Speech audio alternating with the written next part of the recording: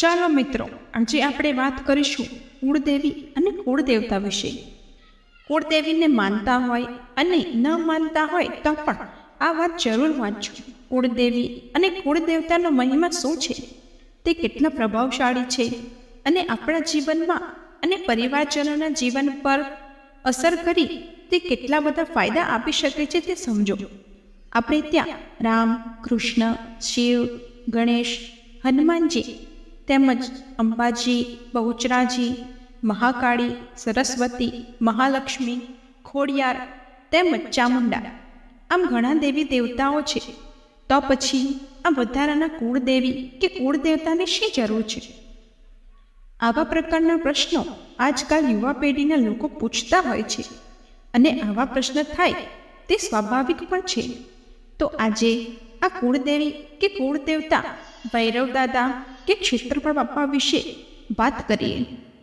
કોઈ એમ પૂછે છે કે અમદાવાદમાં આટલા બધા સ્પેશિયાલિસ્ટ અને સુપર સ્પેશિયાલિસ્ટ ડૉક્ટર છે, તો પછી આ જનરલ પ્રેક્ટિશનર કે ફેમિલી ડૉક્ટરની શી જરૂર છે તેવી આ વાત છે.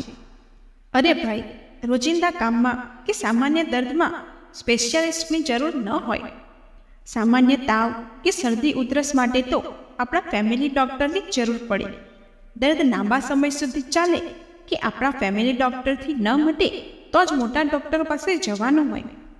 બસ આવું જ કુળદેવી કે કુળદેવતા સુરાપુરા, બાપાજી કે અન્ય નામે ઓળખાતા દેવતા માટે છે. જેમ આપણા ફેમિલી ડૉક્ટરને આપણા પોતાના કે આપણા કુટુંબના દર્દ અને તાસીરની ખબર હોય છે, તેમ આપણા કુળદેવીને આપણી મુશ્કેલીઓ, આપણા પૂર્વજોના સ્વભાવ, કર્મ અને આપણા પરિવારની નબળી બાજુઓની પણ જાણ હોય છે. તેથી કુળદેવી આપણને કે આપણા પરિવારની સાચી દવા આપી આપણને સંસારમાં સાચી દિશા તરફ દોરી જાય છે. દરેકના કુળ પ્રમાણે કુળદેવી કે દેવતા હોય છે, જેની અસીમ કૃપાથી આપણો પરિવાર સુખ, શાંતિ અને સલામતી અનુભવતો હોય છે. કુળદેવતા કે સુરાપુરાના આશીર્વાદથી સુખ અને શાંતિ, જે કદાચ આપણને કરોડો રૂપિયા કમાતા લોકોના ઘરમાં નથી જોવા મળતી, તેવું આધ્યાત્મિક તેજ અને સંતોષ કુળદેવીની કૃપાથી આપણા પરિવારમાં જોવા મળે છે. ને આ એક સત્ય હકીકત છે. વળી આ કુળદેવતા આપણું રક્ષણ કરે છે તથા કોઈ સમયે જીવનમાં ખોટા રસ્તે ભટકી જતા હોઈએ તો સાચો માર્ગ બતાવે છે. હવે જોઈએ કુળદેવી શું કરી શકે છે.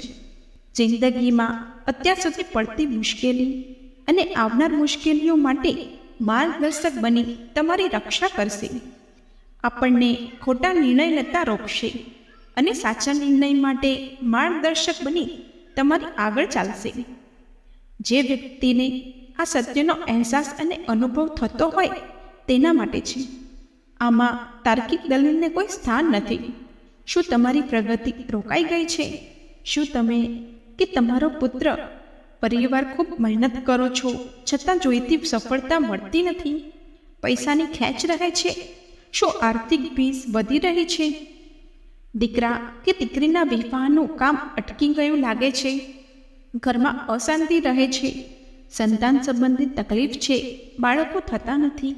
બે માણસો વચ્ચે અણબનાવ છે? આવા અનેક પ્રશ્નોના જવાબ ફક્ત અને ફક્ત કુળદેવી છે. આ માટે શું કરવું જોઈએ? વર્ષમાં એક વખત તો અવશ્ય કુળદેવી કે કુળદેવતાની મુલાકાત લો, દર્શન કરવા જાઓ. પરિવારના વડીલ પાસેથી કુળદેવી કે ઈષ્ટદેવ વિશે જાણકારી મેળવો. તમારા પરિવારના નાના સભ્યોને જણાવો. કુળદેવીને ધરાવવાની કે ચઢાવવાની વસ્તુઓની નોંધણી કરી પરિવારના બીજા સભ્યો અથવા વિદેશમાં રહેતા લોકોને જાણ કરો. પોતાના પરિવાર અથવા કુટુંબની પ્રથા પ્રમાણે દરેક પરિવારમાં નિવેદ એટલે કે નૈવેદ્ય થતા હોય છે, તો તે વિગતો અનુસાર માતાજીને કે કુળદેવીને નિવેદ અવશ્ય કરવા. શ્રદ્ધા અને વિશ્વાસ એક અદ્ભુત ચીજ છે, જે ચમત્કાર પણ સર્જી શકે છે. હા, આજે પણ તો કોઈ પણ કુળદેવીની ઉપાસના કરવી હોય તો શ્રદ્ધા અને વિશ્વાસથી જ કરવી જોઈએ. મિત્રો, આ અવશ્ય સમજો. આપણા કુળદેવી કે કુળદેવતા આપણી ભાવભક્તિના ભૂખ્યા છે. તેઓને કોઈ ચીજ વસ્તુઓ કે નૈવેદ્યની ભૂખ ન હોય. તેમનામાં શ્રદ્ધા રાખીશું તો આપણા માટે સારી છે, અને નહીં રાખીશું તો તેમને નુકસાન નહીં થાય, આપણને જ થશે. કુળદેવી, ઈષ્ટદેવ પરિવારમાં બધાને ઈચ્છા પૂરી કરે, કોઈ એક ચોક્કસ વ્યક્તિ સાથે બંધાયેલા નથી. જય શ્રી કૃષ્ણ. આવી જ ધાર્મિક, આધ્યાત્મિક તેમજ પૌરાણિક વાતો સાંભળવા માટે અમારી ચેનલને લાઈક, શેર અને સબસ્ક્રાઈબ કરો. Thank you.